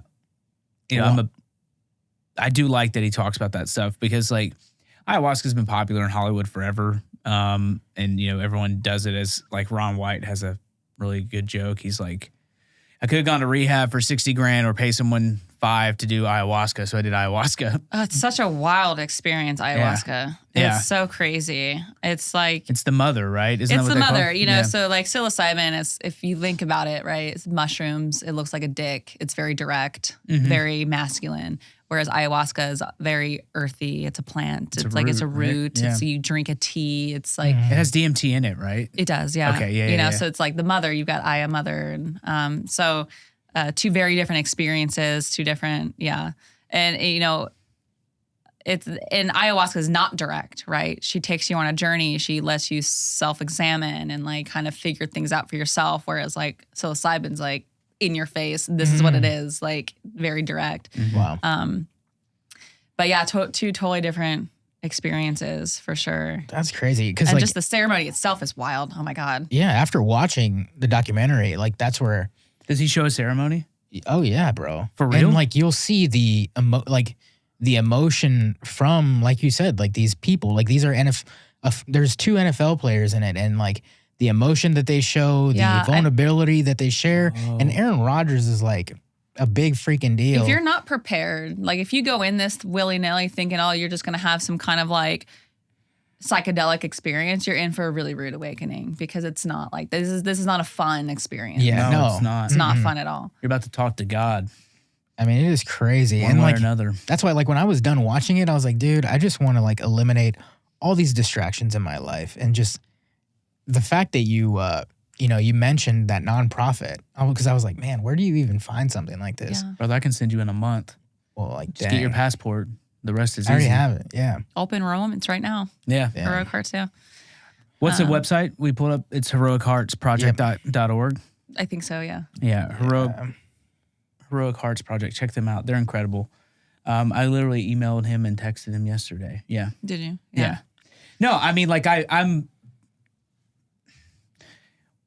There's a lot of ways to help veterans, but I don't think all the solutions are the best. Like, I'm sure I'll remember. Remember when they were like, "Hey, you want to go to a spa?" Or like massages and stuff. There's like these like retreats, and it was just like a weekend away. That's like cool, but like that's Band-Aid stuff, right? Yeah. We need to get to like the core. The root issue is, and a lot of it you've even alluded to is, the majority of the people in the military are men. The majority of the men are like not really in touch with their emotions, and then like that carries on through generations, through their families, through their relationships, and everything. And so it's like we need to break the cycle of that. Yeah. And like. This is also not like a end all be all. You still have to do other things. Oh, you have to integrate it. Yeah. It's not just like you do it once and you're fine. You have to integrate it. And Yeah. I think that's where people mess up, right? Yeah. Is they go through this experience and then they feel great for like 90 days. Yes. And then they pick up their old habits again Right. and their old behaviors. You really have to integrate the things that you've learned and keep up, your work. It's cyclic. It's always going to be a thing. You're always going to be healing. Healing isn't like a one-stop shop. Yeah. You're going to be doing it for the rest of your life. Yeah. Yeah. Yeah. Someone told me that the best part of this treatment is you get who you're supposed to be before all the trauma, and then it's your job to protect it moving forward. Wow. And I was like, all right, I can work with that. You gave me a new base of fire. Like I have to put it in a way to understand it, and like I'll protect it. Yeah. And I've changed without sounding like dumb, but I've changed the way I move through all aspects of my life. It's fun, but I'm always like weary of things that used to be like triggers aren't triggers anymore, and it's like fun. So it is fun to be able to navigate them normally and like live with the moment and process it, as opposed to being like, well, let's just go get drunk. Like it's just I have none of that energy. Yeah. That's all gone, which is That's beautiful. that's the best gift I got from it, honestly. You said you plan on going on another retreat here soon? Yeah, or- yeah. I don't know about soon. I was thinking about, they have open enrollment currently. So, maybe It's you have to feel called to it. You know, it's Yeah. not something you just like, oh, I think I'm going to go, Yeah. you know, type of No, thing. for sure. Yeah, it's my journey's not over for Mm-hmm. sure. Yeah. I definitely will be doing it again at some point. Yeah. And are these conversations you're having like in your personal life too with like close friends, just kind of sharing your experiences, trying to get them maybe, or trying to push them in a direction where maybe they should at least explore it, like look into it? So I never try to push anybody into it. You really have to feel called to it. I honestly, the best conversations I've had about it have been with my male veteran friends. Yeah. That's awesome. It's just, I don't know, just more relatable maybe. I'm not really sure. But I do talk about it and I try to advocate for it. And if people want to talk about it, I'm more than willing to talk about my experience and why I go or why I did it and what I experienced. Because, you know, if me doing the hard work inspires other people to do it, then that's success to me. And I'm happy to do that. That's perfect. Yeah. That's the goal. Yeah. That's why I think some of us are in these positions to do this stuff, to have this conversation right now. I mean, literally because of a conversation a guy I've known texted me, and the first thing he was like, tell me about ibogaine. Do you know anyone that's done it? And I felt a little bad because I was like, yeah, it's me. Me. And he was like, oh, for real? And then like now he's on his path. Yeah. I'm like excited. You know what I mean? Like I've sent 2 friends down to Mexico as well. Yeah. They're both completely different, like night and day. Lights. It was my friend Brian who got me connected with Heroic Hearts because he's also friends with Jesse. He does Lone Element podcast. Okay. And so he's the one who actually got me connected with Heroic Hearts. And so he's done 16 ceremonies. He's done a lot. Yeah. Yeah, he's done a lot. So he was very excited for me to go. And you know, there's been a couple other people who were like, I'm, you know, excited for you to go and do this. So it's, you just got to have a good support system. And it's nice to have people who have already done the work that you can lean on and talk about these things with. Cause it's really hard to talk about what you went through and these experiences with someone who hasn't done the healing work per se. Yeah. It's like describing color to someone who has a world that's only black and white, honestly. Yeah. I'm sad for people who say that they're they're scared to do it. Because it's like they're missing out. You're missing out. You have nothing to lose but everything to gain. It's going to be hard. It's going to be uncomfortable. You're going to face some things, you know, but I mean, you're going to come out better for it. Always. Even if it doesn't feel like it in the moment, you know, like immediately after, you're probably going to feel like shit. Unless you have like a really beautiful, transcendent experience and had conversations with God and it was like you felt the most love in your life, you're going to come out feeling great. But if you went in and you faced some shit, you're going to feel like shit. Damn. And then the download's going to come, you know? You're using like language I haven't heard in a while. Just even you talk like the download's going to come. Yeah, I know exactly what you're talking about. Yeah. The day after ibogaine was gnarly.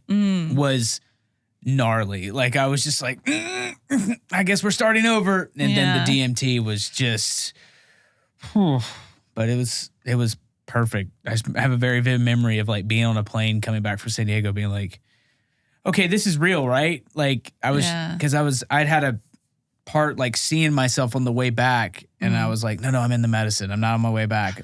You know what I'm saying? Yeah. Cause I was trying to just like fast forward myself through it, but then the medicine's like, no, you're not going anywhere, brother. Yeah.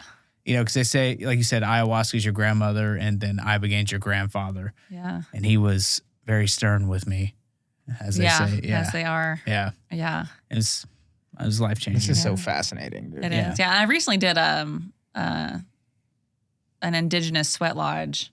I want to do that.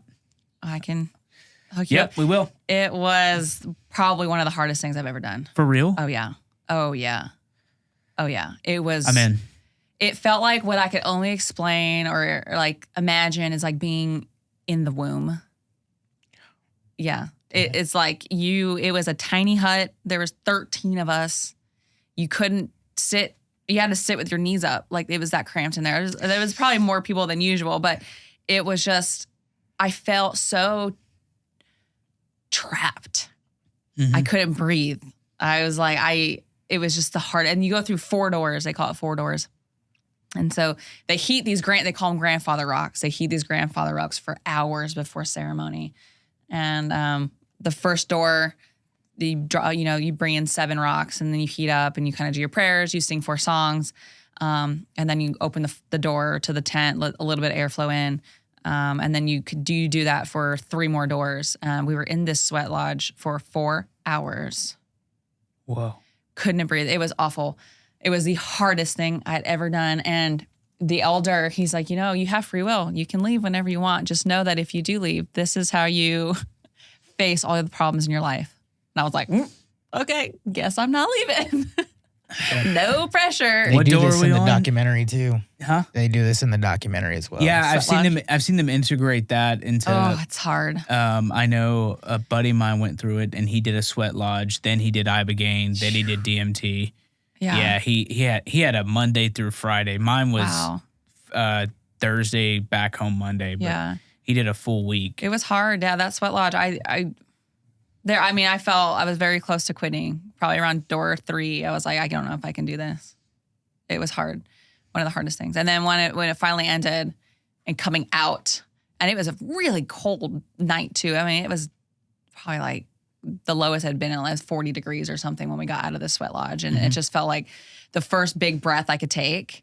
It was like, and I just laid flat on the ground and just laid there. It was What's the thought process behind the sweat lodge? just kind of like Is it just like releasing toxins? Or is it release just toxins, kind of like a rebirth. I mean, it really feels like you're in a womb. Like if I can imagine being stuck and like can't move. And also as a woman, you're required to wear these big flowy skirts In the lodge? in the lodge. Okay. And so now you're sweaty and you're tangled in this fucking skirt and you can't move and it's infuriating. And so I feel like I'm tangled in like what I can imagine would be like an umbilical cord. Like I could not move. I don't have claustrophobia, but it felt like I was trapped. So you were And- drawing direct correlations to being. Yeah, I felt trapped. And then what I realized is because he asks you, the elder asks you like, whatever it is you're feeling right now is how you feel in your outside life. Yeah. So if I'm feeling trapped in here, I think it's because this is how I feel daily, is I feel trapped. I feel trapped on this rock, on this planet. I don't feel like I'm from here. I don't feel like I belong. And it was coming through in this sweat lodge. Aliens. There if you go. If you heard, they need you. I'm She needs ready. you. She's ready. She's ready. You have nothing to lose and everything to There gain. you go. Yeah. That's a motto right That's there. a title right That's there. a title. Nothing to lose and everything to gain. Yep. Well, as we're wrapping here, are there any final thoughts, saved rounds, alibis? Where can people find you? Let them know. Yeah, just Instagram. That's like my main source. I don't really fuck around with anything else. I've got like a TikTok, but it's not anything great. So yeah, my Instagram is where everyone can find me. Okay. We'll put that in the thing. Yeah. Thank you so much for joining us. I really appreciate this. It's no naked and afraid, but we're doing the best we can. And for real, I really appreciate your honesty, your time, and just everything. Yeah. Thanks for having me. Yeah. Catch you on the next one.